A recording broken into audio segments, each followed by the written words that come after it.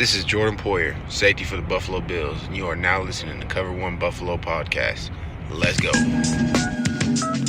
Good evening and welcome to the Cover One Buffalo Podcast. You are joining your host, Greg Thompson, as we jump on today with some breaking news that the NFL Players Association has voted to pass the proposed CBA agreement. We'll get into that, the impact on the Buffalo Bills, everything else going on here. First, I want to do a reminder to make sure you're checking out everything going on at cover1.net. A lot of awesome stuff, great activity in the premium Slack channel. Obviously, the world around us is changing right now. Again, as I talked about last show, I'm not going to go into great detail about the coronavirus and all the things going on around there. You guys are coming here to get your minds off of those realities of the real world. I'll just ask everyone to please take things seriously. Please listen to the guidance that's coming out. Take care of each other. Be safe. Take care of your family. Check in on your friends. Check in on your loved ones. Check in on your elderly neighbors. Be responsible and considerate. And this may be a long road, but we'll be in it together. We're going to be here to be able to talk about football and talk about fun things that we can get our minds back to once the realities of the real world have subsided. So hopefully we'll be able to do that here. And again, come on over, take a look at everything we have going on at cover1.net. We're going to be here for you guys with a safe and healthy distraction from everything else that's going on around you. So first, we're going to start with the CBA. Obviously, there's a lot of things that have been out there talking about it. And the idea was that the players were willing to trade a couple things. I think two things, in my opinion, they gave up was the 17th game as a regular season game. It was actually a swap of a preseason game, but everybody knows nobody played in that fourth preseason game. And locking up 10 years worth of term. Now, some people thought that was too much to give up and they should have got more back. In exchange, they got several things. They got a significant raise in minimum contracts. They got additional health benefits, additional pension, additional coverage on the pension for players who were not previously covered. They got an increase from 47% up to 48% in the revenue share, which could be billions of dollars with how much money is out there. They get an additional 0.5% up to 48.5% when it goes into that 17th game. And there's a lot of things that were going back and forth. And I think for anyone who doesn't work in a job that involves a union or representation of that nature, collective bargaining is never a perfect agreement. There's always some give and take. Both sides always have things they wish they would have gotten.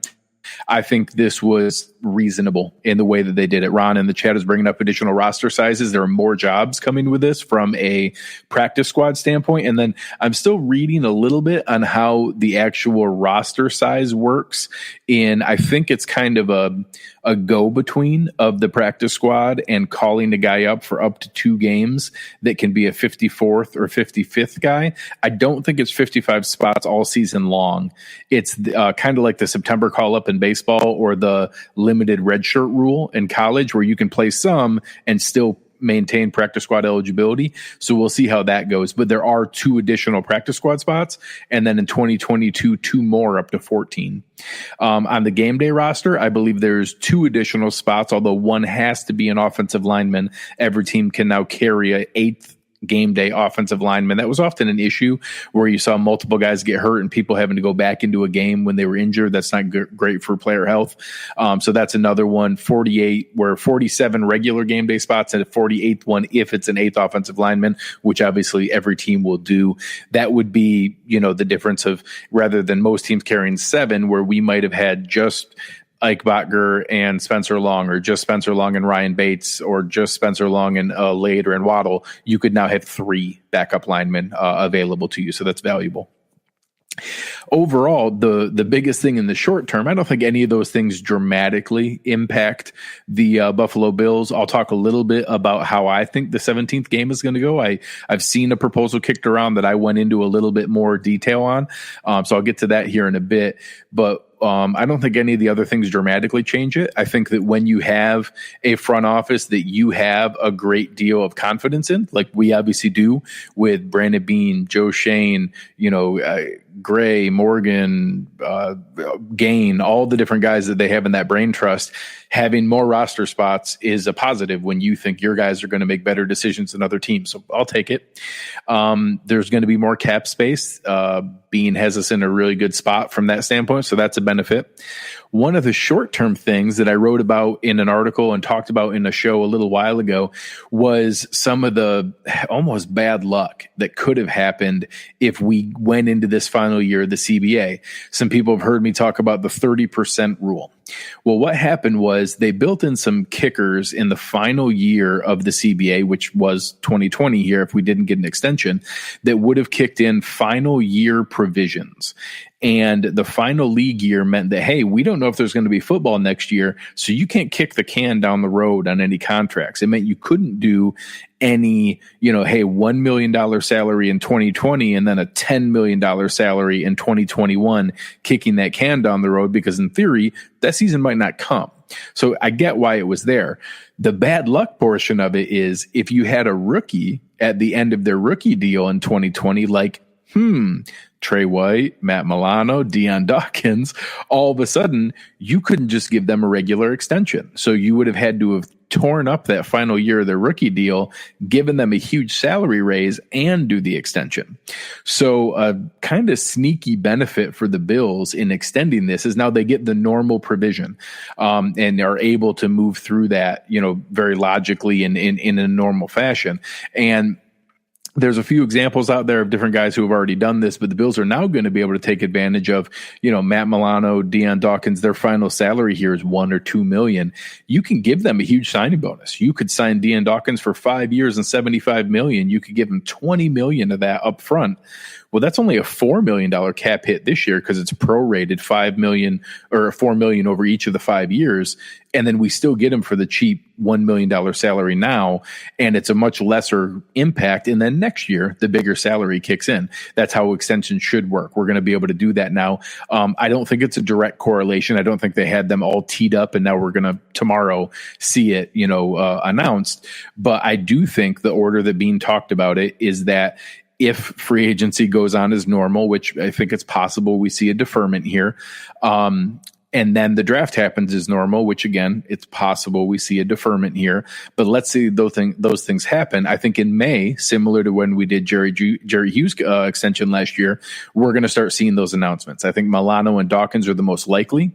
I think the team wants Trey White's extension very badly, and it'll be interesting to see, do they get that lined up as quickly as what we saw with the other two because of the 5th-year option in place? I think they're going to want to do that. And then I also hope that we see it with Jordan Poyer. I think that he going into age 30, I think there's a couple additional complications there, but I'd like to see that done because I think he's valuable. I think it's the least likely of the 4 if they're going to kick one can down the road to a potential transition tag, franchise tag, or negotiation next year. I think that's possible. So now going back to one of the questions that came up, the 17th game, I actually had an idea that I've been kicking around, and I think it makes some sense. If they're going to go forward with this, rather than just having a random rotation, I always thought that it would be kind of neat to have a built-in rivalry with the NFC. I thought that would be kind of a cool way to go about it. You play the same team every other year. I think you're able to go in and be able to review, those kind of fan bases going against each other, and that, the teams building up some animosity and having the game matter, where, some of them are very logical, and you can have Miami play Tampa every year. You can have, Jacksonville play Carolina. You can have Houston play Dallas. You can have the Chargers play the Rams. There's a lot of them that fit really, really well. Maybe Buffalo would play Detroit every year, and it would just alternate back and forth, or, maybe Chicago, maybe Minnesota, some team in the same general Great Lakes area. And I think that you could build in a lot of rivalries to do that and have that 17th game make sense.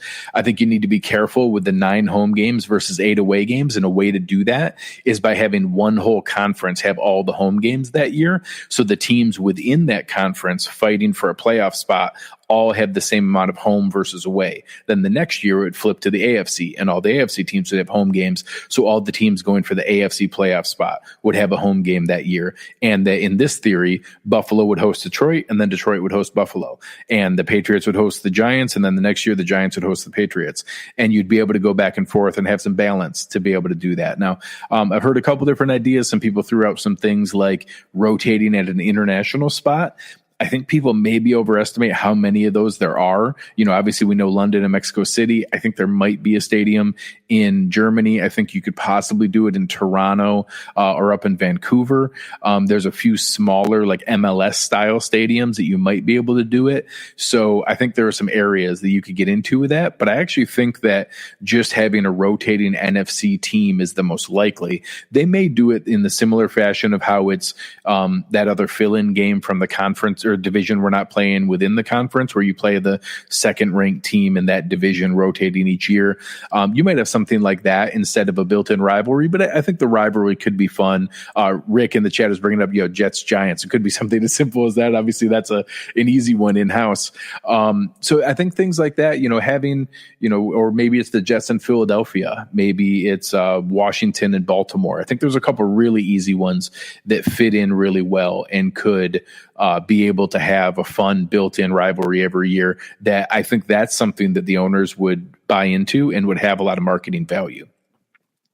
As we get into a couple other things that have come up here, I know the visit for Christian Kirksey was in place yesterday, and he's gone back home. I haven't seen any reports of him visiting other places. I know I've seen some social media recruiting from Kansas City, but I don't think he actually visited there. From Josina Anderson, it sounds like he's supposed to sign or decide where he's going to sign very soon. I don't know if that means today. I don't know where that might go. But kind of curious to see. I think he'd be a really good fit as that third linebacker to rebuild his value. And then on a 1-year deal, he'd be helping the comp pick formula next year if he signs somewhere else after he rebuilt that value playing along Milano and Trey Edmonds' side. So I think that's some really good potential. We're going to be able to, take a look at some of these guys that came out. I know a lot of people are reworking their free agent list because so many guys came out on Friday. Rick Wagner is another guy I mentioned in the show the other day that he was in for a visit in that first offseason when Bean was putting the team together. I don't think he lived up to the contract in Detroit, but he also wasn't terrible. He's a guy that maybe we could get a little bit cheaper and, be able to put together another option at right tackle to be able to go in. And I think it's very possible we could see that kind of signing that, say they brought in somebody like Rick Wagner. I know I've, proposed and been a huge proponent of going after Brian Bulaga, but, maybe it's somebody a little bit cheaper like a Rick Wagner. And all of a sudden you just have competition and you have Wagner versus Ty Nsekhe, maybe versus Cody Ford. Maybe you have Cody Ford, John Feliciano, and Quentin Spain fight it out with two of them getting together, something that is giving this team true elite depth that can survive a season, can be able to, put together what I think Bean is trying to do, where maybe we don't have that elite high-end talent from a signing standpoint. We start to build that with the development of a Trey White, of a Tremaine Edmonds, of an Ed Oliver. But otherwise, we're trying to have the deepest team in the NFL. And I think that's really close to what we're going to see here this year, because all those big extensions haven't kicked in yet. We return just about every starter. I think that anyone we lose is going to be replaced in free agency or the draft. A Jordan Phillips, a Shaq Lawson. We already re-signed Quentin Spain. You could debate whether Josh Norman and Kevin Johnson are an equal trade, but I think the fact of Josh Norman plus I expect a draft pick or another signing to be equal or better, and then having those kind of things be able to put up make a lot of sense. Now we're going to go live to questions in the chat, start rolling them in, and I'll be able to answer everything that I can get to. Rick's first question is, what are your thoughts on Robert Foster re-signing? I put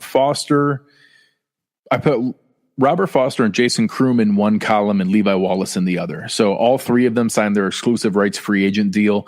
They each get a minimum deal. And just to explain, exclusive rights free agents are kind of like if you had the 4-year rookie deal when you're an undrafted free agent. So the same way that a rookie is drafted and has 4 years of contract control, an exclusive rights free agent is under team control for 4 years, but it's done as a 2-year UDFA deal, 1 year as an exclusive rights free agent, and 1 year as an RFA, a restricted free agent. So basically 1 year team options, but it's the same contract control for 4 years as though he was an extra 7th round pick. So all three guys were brought back, which makes sense. They're minimum deals. There's no risk. You can cut them with zero dead cap. I put Levi Wallace as a roster lock. He's not a starting lock, but you're not going to give up a guy like that who's cheap depth with 2 years of starting experience. That's really valuable. I put Robert Foster and Jason Kroom, in my opinion, as competing in camp, a chance for upside, if I had to guess right now, on the outside looking in and probably not making the roster.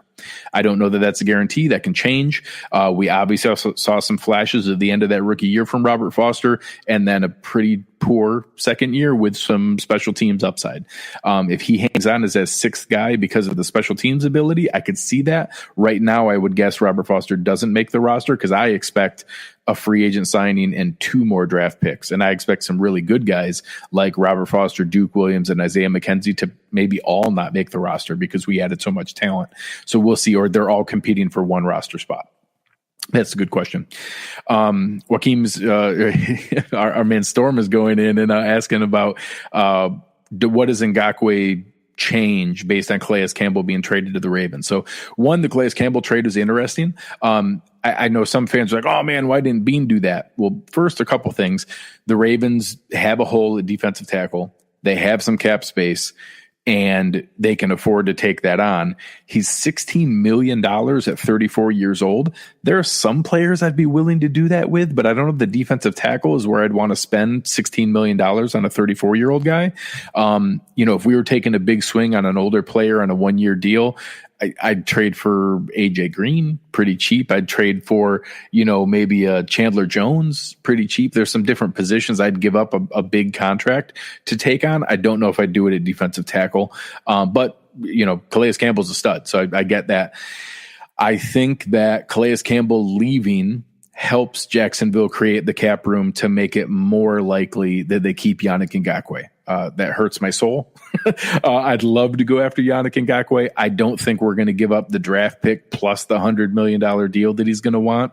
So this makes it even less likely. If they moved on that $16 million for Campbell and now have room to sign Ngakoue, I think they're in pretty good shape. I'll be surprised if they move on now. That was a big domino for them. So if anything, maybe it makes it more likely there's a tag and trade for Matt Judon if Baltimore's taking on $16 million to Campbell, but they have room to do both, so it's certainly possible.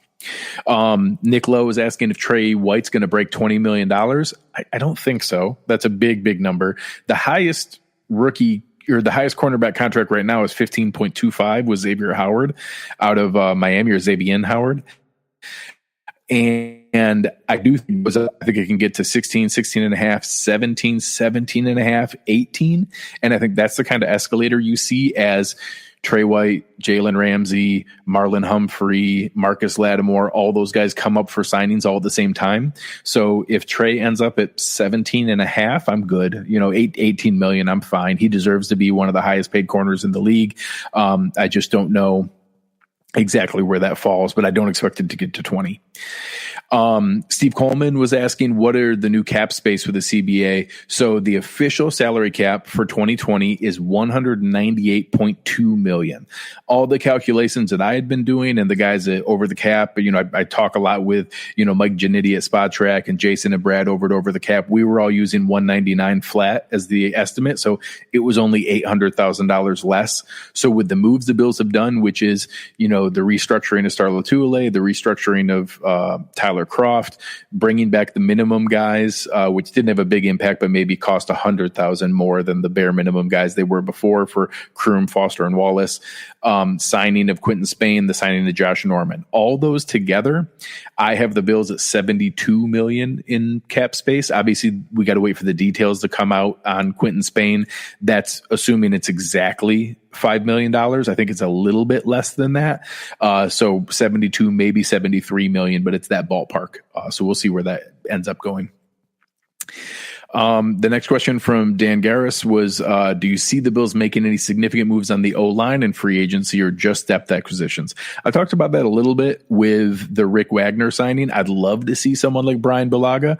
I don't think that Jack Conklin is even better than those two guys, let alone worth the 15 to 18 million that's rumored he's going to get. That's crazy to me.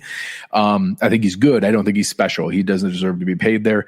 Brandon Scherf has been brought back. Joe Thuney is maybe the biggest name out there from an O-line standpoint. That would be cool. I'd be a little surprised if we pay a guard $13 million, which is about what he's estimated at. I'd love to see someone, an older guy who can come in on a short-term deal like Balaga or Wagner that really helps solidify that and let Ford compete at guard. That would be my ideal scenario. I think we probably are looking for maybe a notch below there and a guy who can come in and compete overall. But we'll see where that goes. I do expect there to be talent added at the O-line. So we'll see where it goes beyond that. The next question, scrolling down here, we've got, how would you feel if we got Trent Taylor? I think that's certainly an interesting name to be able to look at. There's a couple different guys that are out there. Could Foster take McKenzie's role? I don't know if I would describe it that way. They're different players. I think, let's talk about this differently. So Andre Roberts, Duke Williams, Isaiah McKenzie, Robert Foster. They're all four very different players. They are all going to be watching the draft very, very carefully. If Duke Williams is watching the draft, he's going to be real nervous if we draft Michael Pittman or Chase Claypool. If Isaiah McKenzie is watching the draft and we draft KJ Hamler, Henry Ruggs, Brandon Ayuk, he's going to get real nervous. Same thing, Brandon Ayuk or KJ Hamler can return kicks. That's going to make Andre Roberts real nervous. Robert Foster needs to be nervous in general. I think he's pulling up the rear out of that group. So, I think that there's a possibility. And don't get me wrong, if Robert Foster somehow rekindles that magic that he found at the end of that rookie season, I'd be happy. I think we would have seen a flash of it last year, and we just didn't. He played a lot of snaps for catching 3 balls all season, and I just don't see it. You talk about even the extended, dress rehearsal he got in that 17th game against the Jets. Duke Williams was getting open more than he was. Robert Foster is a much better athlete than Duke Williams. He should have been getting separation. Duke Williams was the one getting open and getting the ball. So I think we've seen the last chance for Robert Foster. It's not zero. There's a chance he could, find a way to rebuild that, but I just don't know that I see it. Another question from Dan: does Josh Norman compete for the number 2 cornerback spot or number 3? It's $6 million. He's obviously competing for that number 2 spot. I think if I had to guess, we see a 2nd or 3rd round draft pick for corner, maybe Bryce Hall, maybe Michael Ujimudie, maybe Damon Arnett, someone in that range. Then I think that it's an open competition between Josh Norman, Levi Wallace, and Bryce Hall. We have a lot of depth. We have a lot of possibility. I don't know that we see a lockdown 100% snap starter no matter what. I could see a rotation and keeping guys active. That's great depth if we have 2 guys and say we have Bryce Hall and Levi Wallace backing up Josh Norman. That means if we see anything that he loses a step, you can take him out immediately and have a really good backup for it. So I think he's competing for a starting spot. I don't know if I'd bet on him winning right now. I need to see him in training camp and see if we can rekindle a little bit of that Carolina Josh Norman, or if what we saw in Washington wasn't just the coaching staff and wasn't just the bad environment and all those kind of in bad scheme fit. It was really him losing his skill. We'll find that out pretty quickly, in my opinion. The next question, what veteran do you see them bringing in to take Frank Gore's spot? We've had this question coming around a lot. So one, I don't like paying running backs. I have no interest in signing. I know Derrick Henry's a stud. Obviously, with the news of Ryan Tannehill getting a monster extension, he just got 4 years, $118 million with $62 million guaranteed from the Titans. That's a lot of money. The man just got $30 million a year. The Titans are obviously now going to franchise tag Derrick Henry now that they reached that agreement there. Melvin Gordon's out on the market. I don't see that. Kenyon Drake, I think, is going to get too much money. When you get into that veteran, next tier, similar to the $2 million we signed Frank Gore to last year, I'd even go up to $3 or $4 million. You're talking about guys like Jordan Howard. You're talking about your Carlos Hydes. You're talking about Isaiah Crowell, CJ Procise. There's a lot of lists that are out there of that kind of tier of running back. I think we see one of those guys. And then I think we see another running back drafted in the 3rd to 5th round in that ballpark. So if you're telling me next year we're looking at a backfield of Devin Singletary, Jordan Howard, and Zach Moss, or you're talking about a backfield of Devin Singletary, Carlos Hyde, and Cam Akers, I'm ecstatic. I think that's really talented. I think that's really deep. I think that works in today's NFL. I don't mind if Devin Singletary is getting 60% of the carries. I don't want him to get 100%. I want 60, 30, 10 between three talented guys. TJ Yeldon's still on the roster too and going to be fighting for that pass catching third down role. So we'll see where that goes. But I do think there's some options to bring in for a guy who's more talented now than Frank Gore was. Frank Gore is an all-time great, NFL running back and a great career, but very obviously at 36 going into 37, he doesn't have it anymore. Next question. Do I think Shaq is good as gone, Mr. Mysterio? I do think that Jordan Phillips is going to be gone. I think that it's maybe less than 50-50 that Shaq Lawson is back. I don't know that it's completely closed out. Some guys who have some connections with his agent and with some contacts, both Sal Capaccio and Pat Moran, were saying he's absolutely going to test free agency, and it's likely that he's going to look elsewhere, but it's not a closed book. He's open to coming back. It's just if his agent thinks there's more money out there than what he's going to get, he's going to sign that. So I've been saying all along, if we can pay Shaq Lawson as a great run defender who's a rotational defensive end with a little bit of pass rush, I'm good because that's what he is. If somebody's out there who thinks that they scouted him coming out of Clemson and after 4 years and seeing his career best year in a contract year where he played his best and got 6.5 sacks, if you're going to pay him thinking that there's some sneaky 15 sack guy hidden in there, I just don't see it. So, God bless him. If somebody goes and gives him 3 years, $33 million or $10+ million a year, that's awesome. I'm really happy for him. He's a good guy. I'd love to have him back in Buffalo. I want him back at Buffalo at 3 years, $24 million. I'll pay him $7 or $8 million. I know SpotTrack estimates it at 7. Over the cap estimates him at 6. I'll go up to 8. I don't mind going an extra $1 million to keep a good guy here in town. And then maybe we go get a pass rusher like a Robert Quinn or Dante Fowler or Marcus Golden. I think that's a great pairing. A guy who can be really good off the edge on third downs with a guy who's a strong run defender on first and second down. And then Shaq can actually kick into 3-tech on third down to be able to bring some pass rush to the floor there. But I'd much rather go that direction than overpay Shaq just out of fear of losing him. So we'll see where that goes. Daniel, do I think that the Bills extend Jordan Poyer? If I had to guess, he's the least likely of that group. They've invested draft picks each year in Saran Neal and Jaquan Johnson. I think we see another one here. They've done a lot of scouting on Kyle Duggar and Jeremy Chin. I think that out of any of those guys, he's the most likely that we let him play out this season and then see where it goes, maybe use a transition tag or a franchise tag.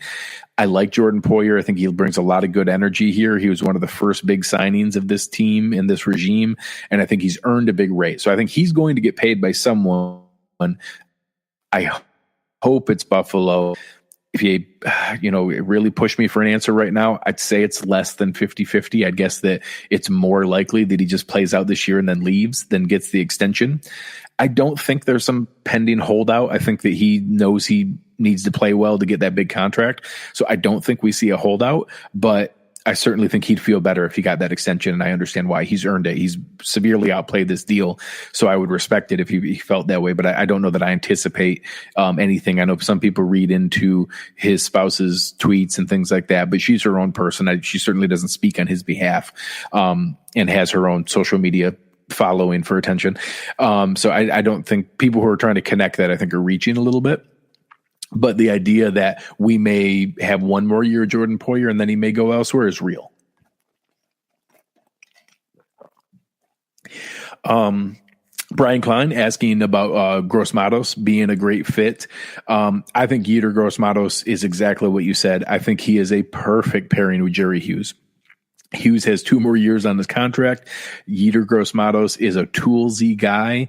If you tell me that this year Jerry Hughes plays 60% of the snaps, 60-65, and Yetur Grosse Matos plays 35 or 40% of the snaps, and then that slowly transitions to 50-50 next year, and then Jerry Hughes retires and Yetur Grosse Matos takes over, that sounds perfect to me. Grosse Matos is the exact kind of build. He's 6'5", 265, crazy long arms, really toolsy, bendy guy guy around the edge. I think that he needs some development from a pass rush standpoint and working on more moves. But when you can come in as the third or fourth defensive end with an experienced group and great coverage behind you, that's a great way to do that. I would love to see a pairing like that and think it has a lot of potential. Hayden Haynes asking, do you think we'll see another punter battle this year? Absolutely. I 100% think that, one, we already have a little bit of it.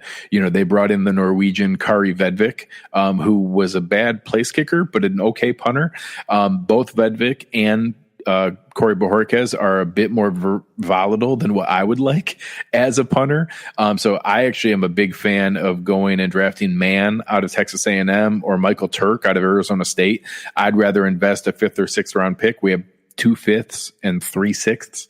And those are the kind of picks that I'd like to see them invest in, a guy that can be here for 4 years as a punter and then extend beyond that. Obviously, if he does well, both those guys have cannons for legs. I actually like Turk a little bit more, although Mann, I think, is rated a little bit higher by most places, but, you know, pretty neck and neck for those top 2 spots. I actually think that we'll see a draft pick there, even though you normally don't.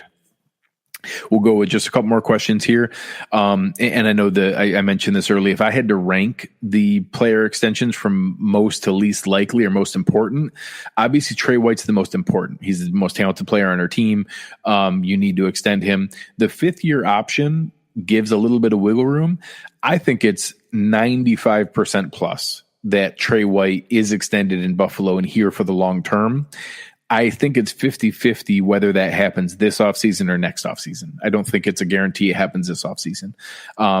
I'd like it to, just because I think that's for the Bills' benefit, but I don't think that means he's not going to be here just because they're waiting and he wants to be the highest paid corner above those other guys, and that's okay. I'm okay paying him the most of any cornerback. I do think Milano and Dawkins are both very likely this offseason. I think Dawkins is most important because left tackle is more important than your second linebacker. I think we could replace that more easily. I want both of them, and I think both of them stay.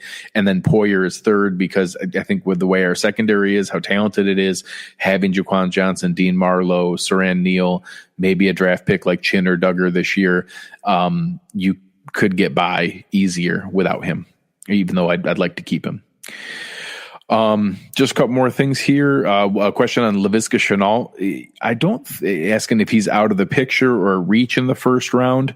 He certainly has an injury history. I think that his talent is a top 15 player.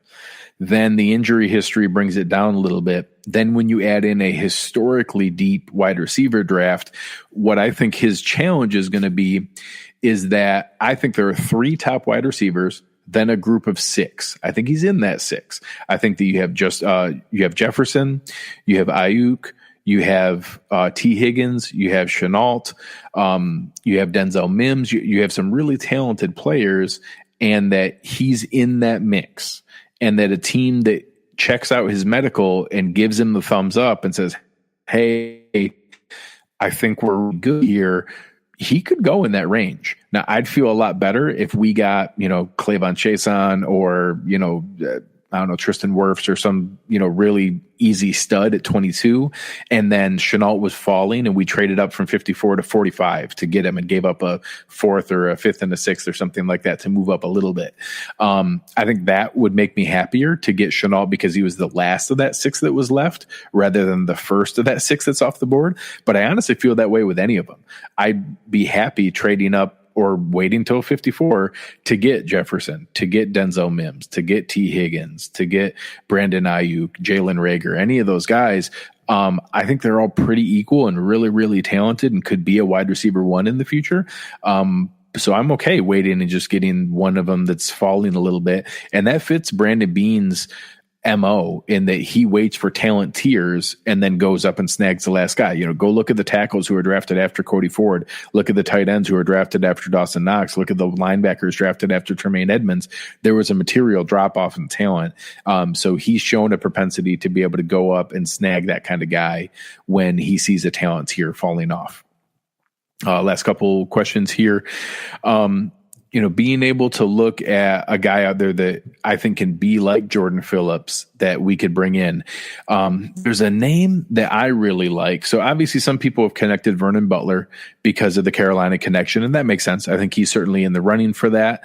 I don't think it's out of the question that maybe some of the more veteran guys looking to do one more season with a team with a good defense and that they think they can make a playoff run with, like an Ndamukong Suh or a Gerald McCoy.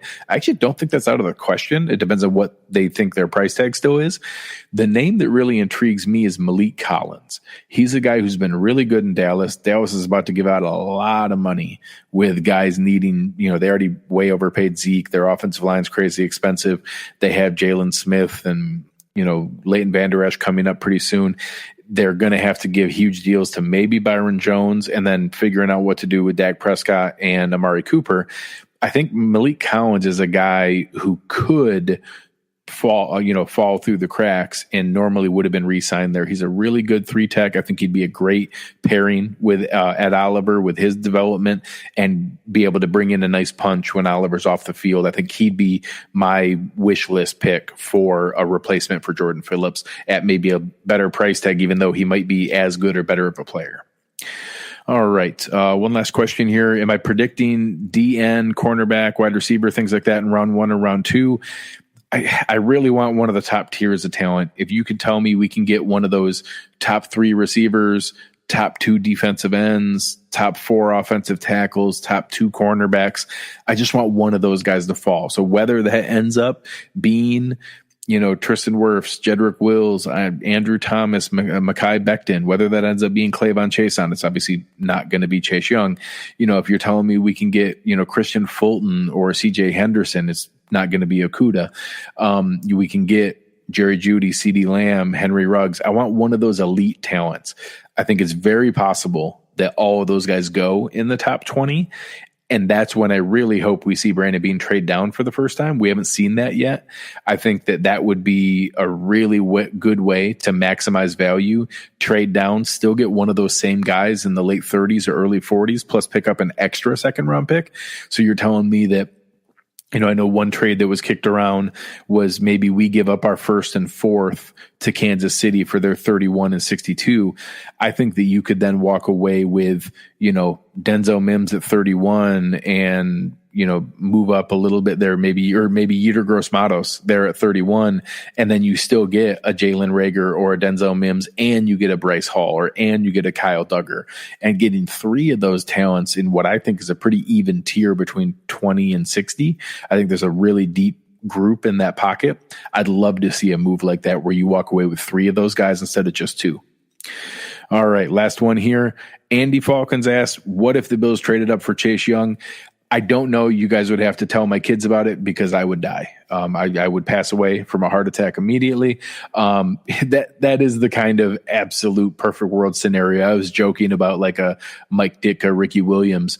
Would I trade every single draft pick of all 9 for the number 2 pick to get Chase Young?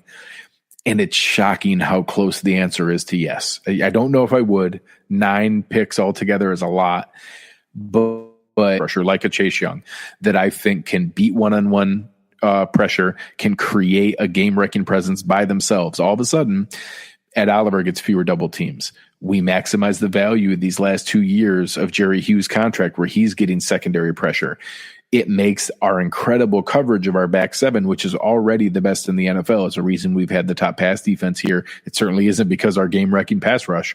It's because we have phenomenal pressure or pass coverage. It's easier to do that when you have a game-wrecking presence up front, when you have that third and long late in the game and you need to close it out. I think adding a dominant number 1 game-wrecking pass rushing presence is the number 1 need, even more so than wide receiver. And I know wide receiver sexier and flashier. I think that could have the difference between this being a really, really good defense and being a historically elite defense and having a season that could truly be special and be something to see each year with, bringing back we're bringing back 10 out of 11 starters. We're bringing back, 12 out of the top 15 contributors. And that's assuming with Zoe's retirement and losing, Jordan Phillips and Shaq Lawson. I think we're going to replace them with the really talented guys. And I think we're going to do a lot. So in reality, I don't think we'd give up what it would take to go get Chase Young, but would be my ideal perfect world scenario. So, again, as we talked about last time, as I touched on a little bit up in the opening today, there's a lot of scary information out there about this coronavirus. I'm just like the rest of you guys. I don't know what to believe. I don't know where this falls between horrifying and just really scary. All I know is I'm trying to do what's right for my family, for my friends. I'm checking in on people. I'm texting with my grandma. I'm texting with my aunts. I'm checking in to make sure people are doing okay. I'm making sure they're reading things and being careful. We're talking with my daughter about, washing your hands and being careful when we're going out to the park. And we're still going out. I took my daughter out bike riding yesterday, and we went around and still had fun. But when other people are around, we're a little bit more careful and we're keeping our distance. It's the responsible thing to do. So I'm learning just like the rest of you guys. I'm reading a ton of stuff just like the rest of you guys. I'm watching the news, sometimes in shock and horror, just like the rest of you guys. From some legitimate sources I've read, I think this is going to be a long road. I think this is going to be something we're going to be dealing with for a while. America has a great history of pulling through situations like this and being able to make the best of it. Americans and humans in general have a great ability to bounce back to difficult circumstances and showing that we can get used to a new normal pretty quick. So it's something that I'm confident we're going to be able to do. I'm going to be here to be able to keep putting out content and having fun. We'll talk more and more to be able to go through things like this and to be able to talk just to get our minds off of things, that this isn't more important than those things going on. This is just a silly thing that we like to pass our time with, but it's something we care about. And I want to be able to give us a healthier distraction from the rest of the world. So we'll continue to do this. Maybe it's not every day. Maybe it's not constantly, but maybe it is every day. Maybe we need this. Maybe I need this just to be cathartic and to have something to do that doesn't involve, bug-eyed watching the news or scrolling through things. So if this is something that was fun and we enjoy doing, we'll talk about different things as news breaks. We'll get together and kind of talk through these things and have some fun together. The chat was awesome tonight. This was a lot of fun. Really appreciate everything you guys are doing here together. But the only favor that I ask, the only thing that I would ask anyone, tell a friend about it. Tell somebody else that we're getting together and doing this.